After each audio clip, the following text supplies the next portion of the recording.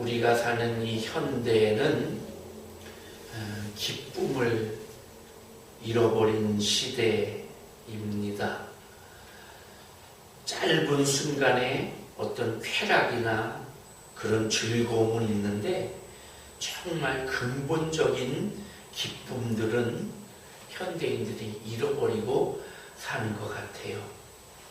특별히 지금 우리가 사는 이 세상은 참 풍족해요.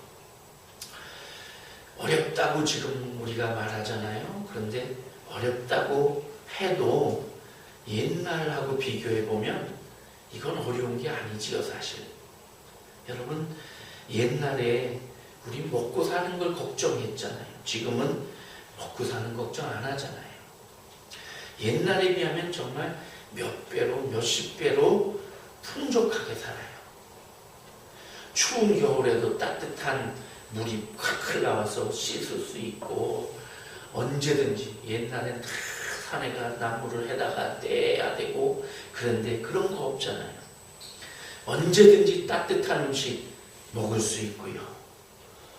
언젠가 누군가 식사하는 자리에서 그런 얘기를 해요. 우리가 옛날 왕보다도 더 잘 먹고 잘 살아.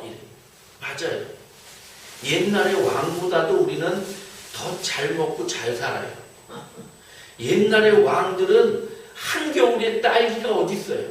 우리는 한겨울에도 딸기를 먹고 수박을 먹고 참외를 먹어요.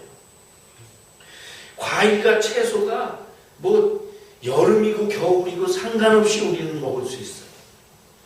쌀밥에 고깃국, 이거 불과 몇십 년 제가 어릴 때만 해도 이거는 명절이나 돼야 먹고, 또는 이 옷도 명절이나 돼야 뭐 새 옷 한 벌 얻어 입는 정도였는데, 지금은요 언제든지 고기 먹을 수 있고, 쌀밥 안 먹는 집이 없지요.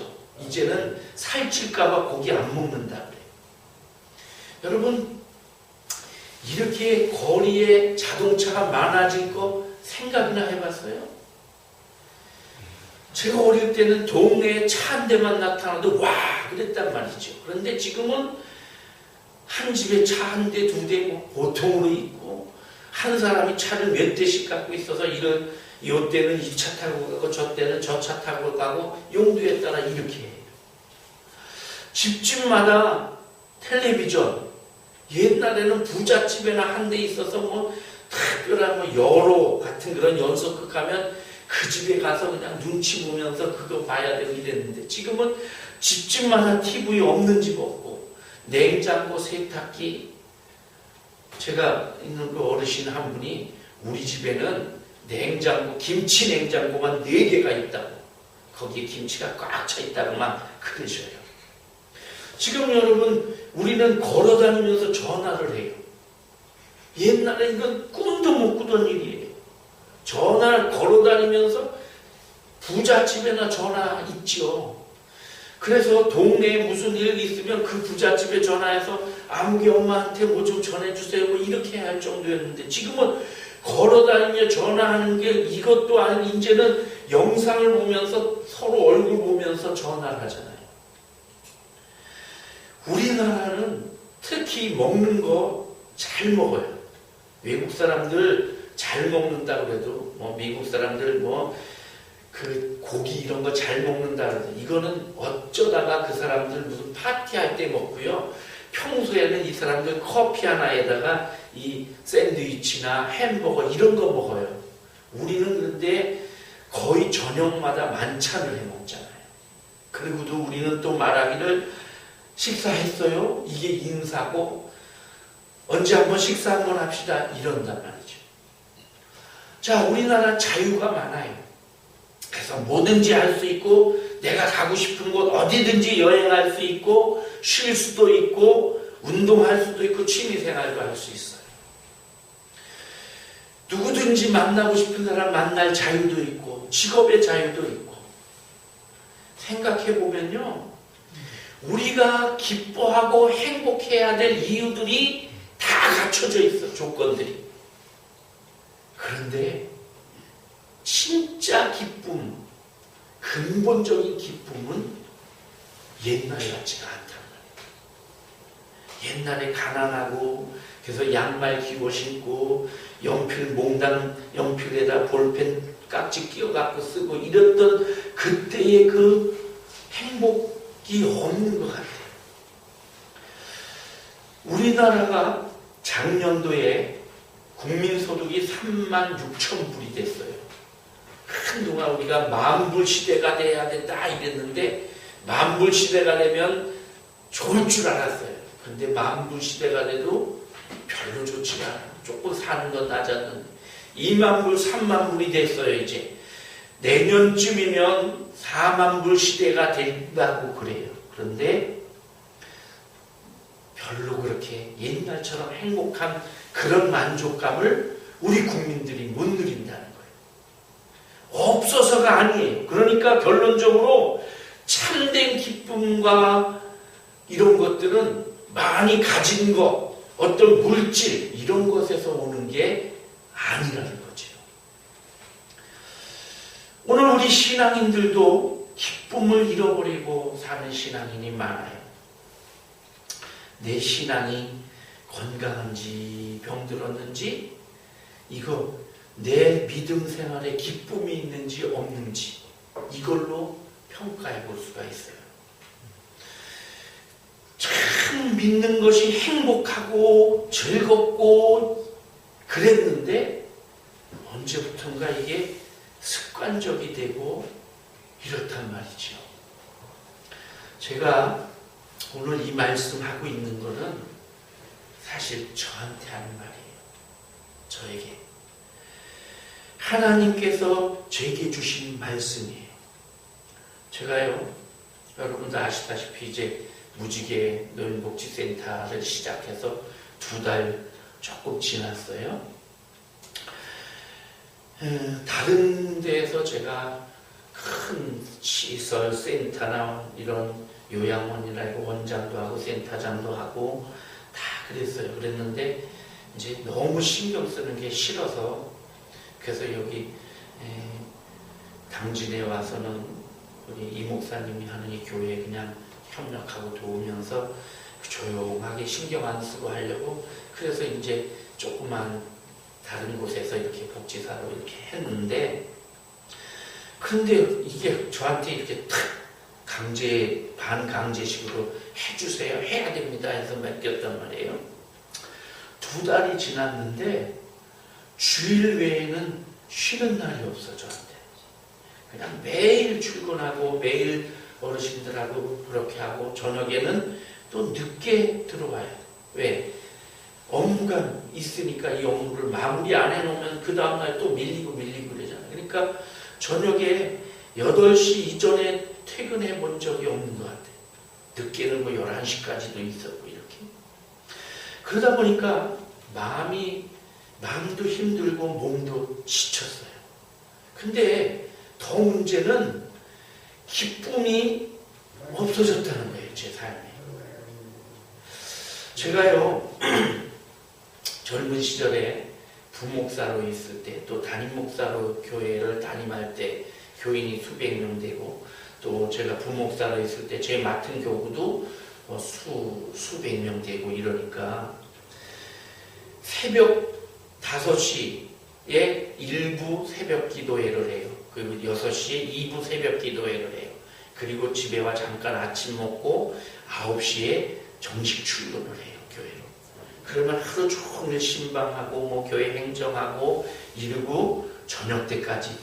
근데 저녁 때가 되면 또 무슨 교회에 무슨 큰 교회다 보니까 성경 공부 무슨 모임 이런 게 매일 있어요. 매일. 그거 행사랑 외부 행사도 우리 교회에서 하고 이러니까 그것뿐 아니라 행사가 없는 날 좀 오늘은 쉬어야 되겠다 하는 날은 담임 목사님이 야 오늘 같이 운동하러 가자 이러고 끌고 운동장에 가서 뭐 운동도 하고 볼링도 치고 뭐 이래요. 또 목사님이 어느 날은 야 오늘 내가 저녁에 무슨 일이 있는데 안개 목사 나 좀 태우고 가. 그럼 기상으로 태야 돼 이게. 그러니까 너무너무 그때도 바빴어요. 정신없이. 제가 제 아내와 우리 딸에게 참 미안하게 생각하는 게 그때는 정신이 없어서 가족하고 뭐 어울리고 이럴 시간이 없었어요.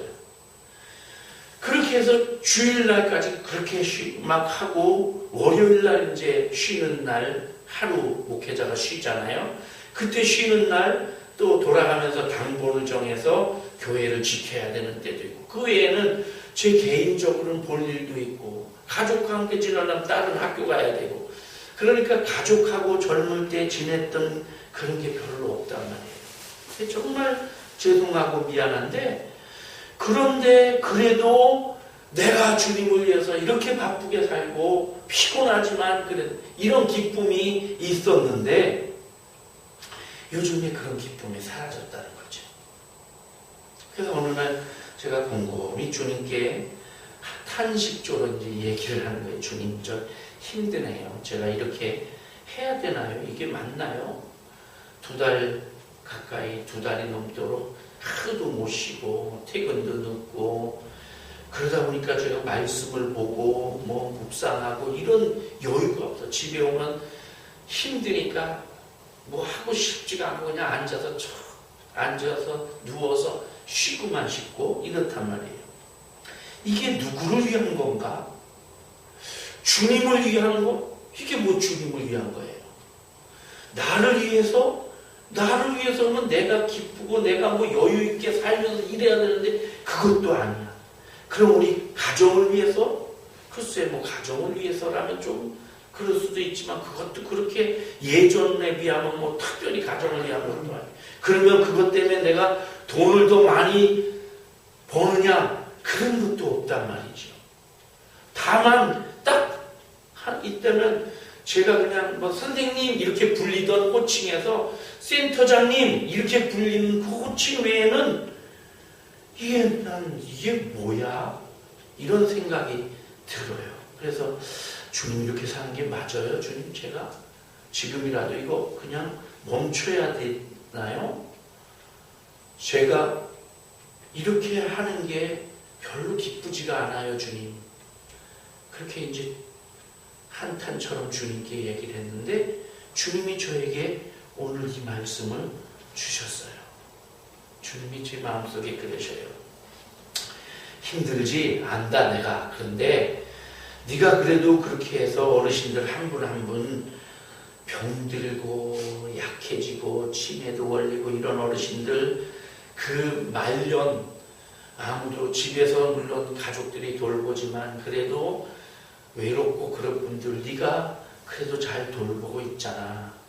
그리고 너 때문에 그분들 중에 믿음을 가진 우리 이순호 어르신 같은 가정도 이제 저희 교회에 어쨌든 나오셔서 같이 믿음 생활하고 이런 믿음을 갖게 되는 어르신도 계시고 직원도 생겼잖아. 그러니까 힘내라 이러셔요 주님. 그러면서 오늘 이 말씀 엄마의 젖을 넉넉히 빤 아기가 만족하고 기뻐하는 것 같은 그런 날이 올 거다. 저에게 그렇게 주님이 위로해 주셔서 제가 아멘 감사합니다 주님 제가 잘 견뎌보겠습니다 이렇게 이제 힘을 냈단 말이에요. 오늘 제가 그 얘기를 지금 하는 거예요. 믿음 생활 여러분 믿음 생활에 기쁨이 없습니까? 병든 거예요. 제가 병이 들었어요. 지쳤어요. 병들면 어때요? 만사가 귀찮아요. 모든 것이 귀찮고 싫어. 몸이 아프니까. 그래서 옆에서 떠드는 소리도 싫고 텔레비전 소리도 싫고 웃는 것도 거슬리고 애들이 노는 것도 그거 좋아 보여야 되는데 그것도 거슬리고 만사가 귀찮단 말이에요. 근데 건강하면 그렇지 않지요. 누가 무슨 소리 하면 관심 있게 듣고 같이 참견하고 같이 웃고 텔레비전 보면서 같이 웃으면서 저거 왜 저러냐 이러고 이러잖아요. 자기 속이 안 좋은 사람, 속에 장애, 위장에 병이 있는 사람, 소화가 안 되거나 뭐 위가 어떻거나 이런 분은 어떤 음식을 먹어도 이게 불편해. 짜면 짜다, 매우면 맵다, 싱거우면 싱겁다. 고기를 먹어도 이건 못마땅하고 야채를 먹어도 못마땅하고 왜? 내 속이 안 좋으니까. 내가 소화를 못 시키니까 다 안 좋은 거예요. 우리 신앙도 그런 거예요. 내 신앙에 병드니까 기쁨도 없고 불평과 불만만 자꾸 차는 거예요. 예배도 귀찮고 기도하는 것도 싫고 찬송도 재미없고 교회 나오는 것도 싫고. 그래서 아유, 또 예배야, 또 주일이야, 그렇게 되고, 아유, 왜 목사님 설교는 저렇게 길어? 왜 저분은 옷을 저런 거 입었어? 저분은 왜 화장을 저렇게 했어? 이런, 그렇다면 억지로 교회 나오고 억지로 그냥 할 수 없어서, 제가 다른 교회 목회할 때 보면 교회에 억지로 나온 사람이 있어요. 안 나오면 목사님이 왜 안 나왔냐고 전화하니까, 또 직분이 있으니까, 직분이 있어서 교회 안 나오면 또 사람들이 뭐 높은 권사님, 장로님, 뭐 안수집사님, 그러니까 그냥 마지못해 나와. 그래서 가만히 보면 교회에 오기 전에 이미 은혜 받을 사람은 은혜 받고 나가요. 근데 은혜 못 받을 사람은 교회 오기 전에 벌써 못 받아.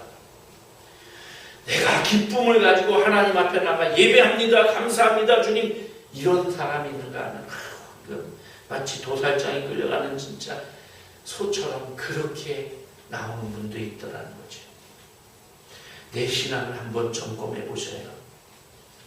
내가 병들었는지 건강한지, 그럼 병들었으면 왜 병들었는지. 저는 일하는 게 힘들고 어렵고 지치고 계속 직원들도 힘들게 하고 어르신들 중에도 힘들게 하는 분이 있고 이러니까 그런 것 때문에 그게 제 신앙을 병들게 한 것 같아요. 우리 기독교는 기쁨의 종교입니다. 힘들고 슬프고 그래도 주님을 만나면 기쁨이 제일 먼저 와요. 절망에 빠졌던 사람도 소망을 갖는 거예요. 감옥에 갇혀서도 찬송하고 기도하고 고난 중에도 기뻐하는 것, 감사하는 것이 우리 기독교예요. 기독교는요, 교회 다니기 전에 막 좋았던 사람이 교회 나와가지고 쭈그러들었다? 이런 사람 없어요. 반대예요. 절대로 그럴 수 없어요. 기독교는 소망의 종교예요. 그래서 절망 가운데 있던 사람도 주님 앞에 나와서 소망을 갖고 기쁨으로 사는 거예요. 우리 성도들이 이렇게 기쁨의, 소망의 그런 신앙생활 하기를 바랍니다. 아멘. 저도 그러기를 바랍니다. 자, 오늘 본문을 살펴볼게요. 오늘 본문은 하나님의 백성들이, 하나님의 백성 이스라엘이죠. 이스라엘이 기쁨을 잃어버렸어요. 그런데 왜 잃어버렸는지 몰라, 이 사람들이. 그냥 그래서 기쁨이 없이 고통스럽게 살아요. 이사야서가 포로지기 전 이사야, 포로기 이후의 이사야 이렇게 나뉘어지는데, 하나님을 떠나서 그래서 살다가 징계를 받고 포로로 끌려가고 그래서 고통당하고 기쁨을 잃어버렸어. 성전도 잃어버리고 나라도 잃어버리고 그랬는데도 왜 그런지 원인을 모르고 힘들게만 사는, 그때에 이사야가 예언하는 겁니다. 하나님께로 돌아와라. 너희가 기쁨을 잃어버렸느냐? 진정 인생의 기쁨, 하나님께로 돌아와야 된다. 하나님 떠나서 죄와 짝해서 살다 보니까 너희가 기쁨이 사라지고 하나님은 너희를 버리시고 너희에게 징계의 채찍을 내리셨다. 그러니까 너희가 기쁨이 없는 거다. 하나님께로 돌아와야 참 기쁨을 얻을 수 있다. 이 오늘 이사야서 후반부에 있는 말씀이고 오늘 있는 말씀이에요. 이스라엘 백성들이 착각을 했어요. 저는 이 착각을 탕자의 착각이라고 이렇게 설교를 준비하면서 이름을 붙여봤어요. 탕자의 착각. 이게 뭐냐면, 여러분 누가복음 15장에 탕자 얘기 나오잖아요. 탕자가 아버지 옆에 있는 걸 불행이라고 생각했어요. 그래서 아버지 옆에 있으니까 아버지가 아침이면 일어나서 잔소리도 하고 뭐 이래라 저래라 하고 귀찮고 그냥 불편하고 답답하고 아버지 없는 데가 살면 행복하고 기쁘고 좋을 것 같아. 자유로울 것 같아. 그래서 어떻게 해요? 아버지 저 재산을 주세요. 아버지 돌아가시기 전에 정리해서 형 거 형님 때 주시고 제 거 주세요. 그래가지고 그걸 가지고 떠났단 말이에요. 아버지를 떠났어요. 어떻게 됐어요? 정말 행복했죠. 처음에 그 아버지에게서 가지고 온 그 돈 있을 때 그거 가지고 막 친구들하고 창기들하고 놀아날 때는 정말 기쁘고 행복한 것 같았어요. 야 맞아, 내가 원했던 게 이 기쁨이고 이 행복이야. 그러면서 막 근데 그거는 아주 잠깐이었어요. 금방 날아가 버리고 떠나가 버렸어요. 기쁨 대신 고통이 찾아오는 거예요. 다 친구도 떠나고 사람들도 떠나고 기쁨도 없고 행복도 없고 내가 원했던 거 그거가 이건 줄 알았는데 이게 아니네. 그는 지금 남의 집 종로로 태고 있어요. 종로로 타는데 유대인들은 부정하다고 돼지고기 안 먹어요. 근데 그 돼지를 기르고 그 돼지를 떠받들고 있는 그 자리에 지금 서 있어. 그것보다도 더 그 돼지에게 먹이 주고 이것도 모자라서 돼지가 먹는 그 돼지 밥그릇에서 쥐염열매라고 콩처럼 생긴 게 있어요. 이걸 나무에서 따거나 떨어진 거를 삶아가지고 돼지에게 먹이는데 그 콩깍지를 따면 거기 콩이 나와요. 쬐끄만 콩이. 그 돼지 삶아 먹이는 그 쥐염열매 그걸 주적거려서 그 콩을 까먹고 있네. 얼마나 비참해요, 여러분. 돼지랑 같이 사는 인생이 됐어요. 아버지 떠나면 내가 행복하고 자유롭고 마음껏 기쁨을 누릴 거다 그랬는데 돼지하고 같이 살고 돼지가 먹는 그 쥐염열매 그거 까서 먹고 있어. 이 신세를 보세요. 그런데 성경에 보니까 그것도 어쩌다 있지 보니까 그 콩깍지 쥐염열매도 없어. 그래서 굶어 죽는 거예요. 탕자가 착각한 거지. 벌떡 일어나는 탕자가 말합니다. 내 아버지 집에는 양식이 풍족한 종들이 많이 있는데 얼마나 많은데 나는 아버지 아들이 돼가지고 이게 뭐 여기서 굶어 죽게 생겼구나. 탄식이 나오는 거지. 이스라엘 백성이 그랬어요. 하나님 백성으로 살다 보니까 하나님의 선지자들이 나타나서 이래라 저래라 해. 이거 하지 마라 저거 하지 말라. 그러니까 그게 괴로움인 줄 알았어요. 불편하고 귀찮고 답답하고 아유 하나님 없이 살면 얼마나 행복할 건데 이거 자유로울 텐데 우리가 하나님 백성이 돼가지고 이거 탕자처럼 착각합니다. 그래서 그 굴레를 벗어버리고 하나님을 떠나고 우상을 섬겨요. 우상을 섬기니까 잠깐 탕자처럼 기쁨은 있는지 모르죠. 잠깐의 자유는 있었는지 모르지만 웬걸 환난과 시험과 고통, 눈물 이게 온 거예요. 나라를 뺏기고 자기들이 사모하고 좋아하고 막 그냥 박수쳤던 그 성전도 다 허물어져 버리고 외국으로 끌려가서 포로 생활하고 이때 이사야 선지자가 외치는 거예요. 이스라엘아 돌아와라. 하나님께로 돌아와라. 하나님께 기쁨이 있다.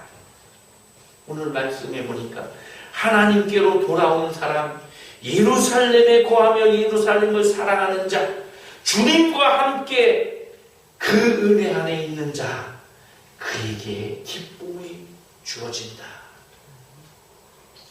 이사야 66장은요 이사야서 마지막 장이에요.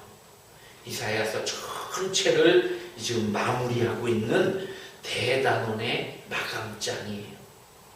이사야는 하나님의 백성들이 하나님을 떠난 걸 그것 때문에 예언을 해요. 예언을 하는데 하나님의 심판을 얘기하고 하나님이 그러나 너희를 다시 구원해 주실 것이다. 구원을 얘기해요. 그러면서 더 멀리 보아서 메시아가 오셔서 하나님의 백성들을 다 평강으로 이끌어 주실 것이다. 이런 약속을 해요. 그러면서 그 메시아는 왕으로 오시는 메시아가 아니라 고난의 종으로 오셔서 그래서 고난당하고 피 흘려 죽는 어린 양 같은 그렇게 채찍에 맞고 찔리고 그렇게 해서 우리의 허물과 죄를 다 사해시고 그렇게 우리를 하나님이 구원해 주실 것이다.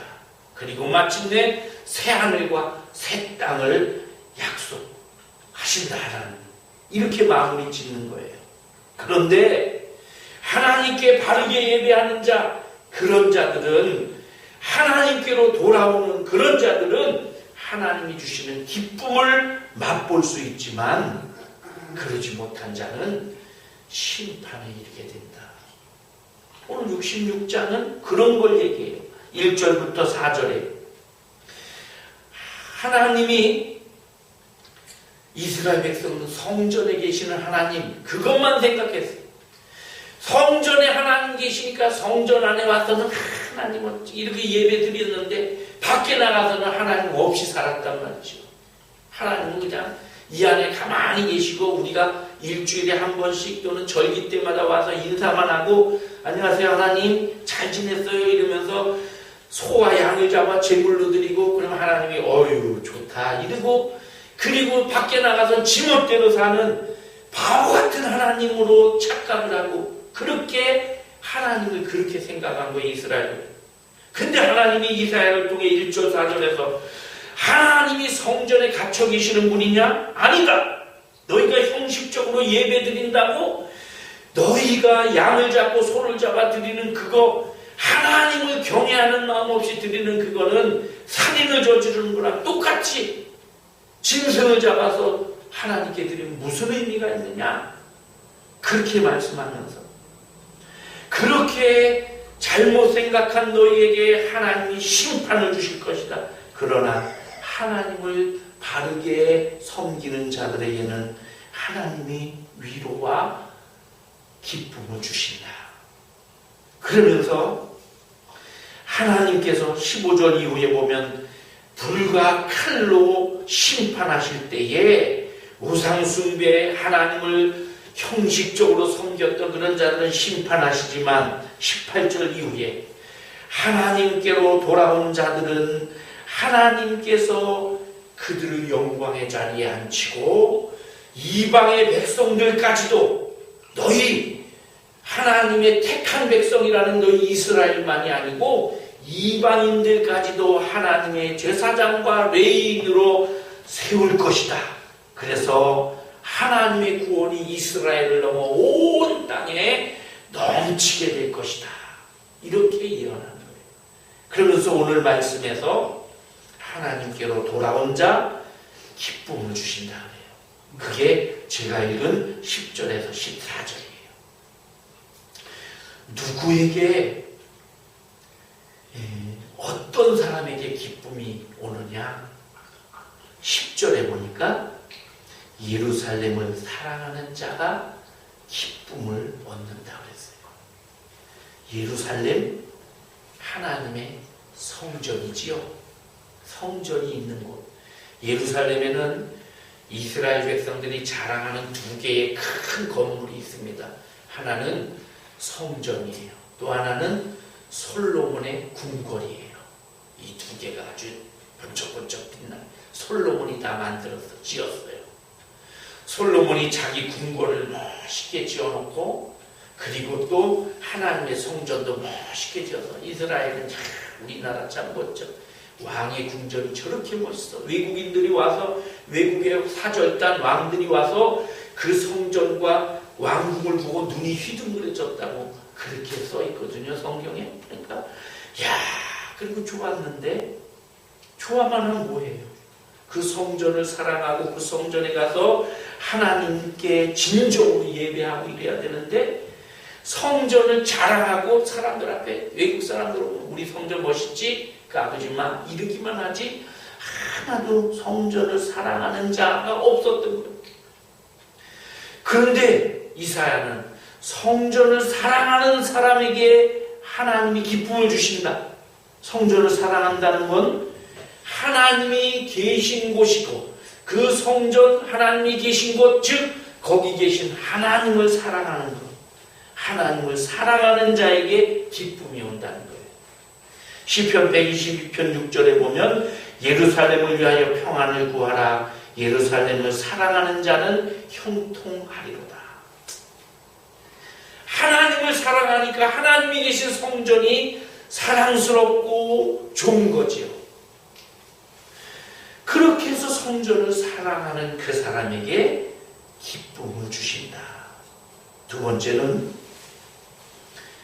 역시 10절에 하나님의 성을 위해서 우는 자. 다시 말하면 하나님과 같은 마음을 가지고 마음을 졸이며 우는, 눈물을 흘리는 자, 그 사람에게 기쁨이 온다. 여러분, 우리가 사랑하는 남녀가 결혼을 하잖아요. 행복을 꿈꾸면서 결혼해요. 그런데 행복한 것만 같이 하는 게 아니잖아요. 슬픔도 같이 하는 게, 이게 진짜 사랑이지요. 행복할 때는 막 같이 하다가 불행해지니까 아이 난 너랑 못 살아 이러고 가는, 이건 행복이 아니, 사랑이 아니지요. 마찬가지예요. 하나님이 우리에게 행복고 기쁨을 주고 좋은 것 주실 때도 하나님 사랑해야 되지만, 때로는 고통이 오고 어려움이 올 때도 같이 눈물 흘리는, 이게 진정한 사랑이고 진정한 부부지요. 그래서 부부는 행복하기 위해서 결혼하지만 행복만 있는 게 아니에요. 살면서 얼마나 슬프고 눈물 나고 그런 일이 많아요. 그런 거 다 같이 하는 거, 이게 사랑이고 부부란 말이죠. 그렇게 하라는 거예요. 하나님께 대해서 하나님과 함께 울고 하나님과 함께 눈물 흘리면서 고통과 이 어려움도 같이 하는 그 사람에게 하나님이 기쁨을 주신다. 예루살렘이 망했을 때 하나님이 얼마나 눈물을 흘리셨겠어요? 이스라엘도 그래야지. 근데 이스라엘은 그랬나 보다 이런단 말이죠. 물론 예레미야 같이 가슴 아파하면서 눈물을 흘린 자들도 있지만, 그래서 기쁨은 하나님을 사랑하고 하나님의 마음을 가지고 같이 슬퍼하며 눈물을 흘리는 그 사람에게 주어진다. 그러면 어떤 기쁨을 주느냐? 11절에 보니까 아기가 엄마 품에서 엄마 젖을 먹고 만족해 하는 것 같은 그런 기쁨을 준다. 그러니까 하나님께서 어떤 기쁨을 주냐? 아기가 엄마 품에 안겨 젖 먹고 새근새근 자고 있는 그 행복과 그 기쁨, 그 평안을 준다는 거예요. 여러분, 세상에서 제일 평화스러운 모습이 뭐예요? 아기가 엄마 품에 안겨, 아기가 엄마 품에 안겨가지고 새근새근 자고 있는 그게 제일 행복한 거예요. 그 기쁨을 하나님이 주신다. 그 다음에 또 하나는 강 같은 평화. 12절에 보면 시내 같은 영광, 쬐꼬만 평화와 쬐꼬만 기쁨이 아니고 크고 거대한 그런 평강을 주신다는 거예요. 김우중이라는 대학 교수님이 쓴 메시지에 보니까 그런 얘기가 써 있어요. 사랑을 하면, 사랑은 한약 같은 거다. 사랑을 하면 감출 수가 없다. 한약을 다리면 숨길 수가 없잖아요. 저 집에 한약 다리네, 냄새가 나서. 그것처럼 사랑을 하면 감출 수가 없다. 너무 행복하고, 그래서 얼굴에 나타나고, 그래서 저 사람이 지금 요새 사랑에 빠졌나봐, 이렇게 되듯이 그렇다. 주님이 주시는 행복과 기쁨이 그렇다는 거예요. 강같이 크고 시내같이 그렇게 커서 주님으로 인해 얻는 기쁨이 크다. 감출 수가 없는 그런 행복이다. 하나님께서 그런 기쁨과 행복을 여러분과 저에게 주신다고 오늘 말씀에 약속하십니다.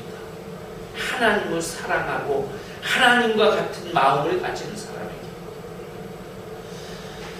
사랑하는 성도 여러분, 우리는 세상에 속해 살지만 세상과 함께 속할 수 없는 그런 사람들입니다. 우리가 얻는 행복과 기쁨은 세상에서 얻는 것 아닙니다. 돈이 있어 행복하고 어떤 쾌락을 얻어서 행복하고 이게 아니고, 주님을 사랑하기 때문에, 주님과 같은 마음을 품었기 때문에 주시는 행복이고 기쁨입니다. 젖먹은 아기가 엄마 품에서 새근새근 만족을 누리는 그 행복, 강같이 끊임없이 흐르고 밀려오는 그 행복, 그 기쁨입니다. 저는 우리 성도들이 그런 기쁨과 그런 행복을 누리며 살기를 원합니다. 뿐만 아니라 저도 그런 기쁨과 행복을 갖고 살기를 그렇게 바라고 있습니다. 주님이 저에게 주신 말씀이에요. 힘들어하지 마라. 지치고 막 몸이 힘들고 이럴 때 내가 주는 이 말씀으로 힘을 얻어라. 여러분 모두가 주님이 주시는 그 기쁨과 그 행복을 누리는 여러분이 되시기를 바랍니다. 기도하겠습니다.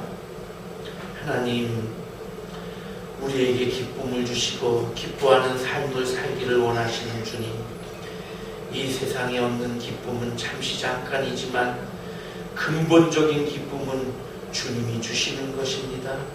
예루살렘을 사랑하는 것, 주님을 사랑하는 것, 그리고 주님과 함께 울고 주님과 함께 괴로워하는 것, 이런 자에게 하나님은 마침내 큰 기쁨과 행복을 주신다고 했습니다. 하나님, 우리에게 이런 기쁨을 허락해 주시옵소서. 이미도 우리가 그런 기쁨을 누리고 있지만 다시 한번 그런 기쁨을 누리는 우리의 삶이 되게 하여 주옵소서. 엄마의 품에서 넉넉히 젖을 빨고 만족해하는 아기와 같은 그런 기쁨과 만족, 강같이 밀려오는 기쁨, 영광을 산처럼 그렇게 우리에게 주시는 그 영광과 기쁨이 우리에게 넘치게 하여 주옵소서. 오늘도 말씀 듣게 하신 것 감사합니다. 늘 마음에 새기고 살게 하여 주옵소서. 예수님의 이름으로 기도하옵나이다. 아멘.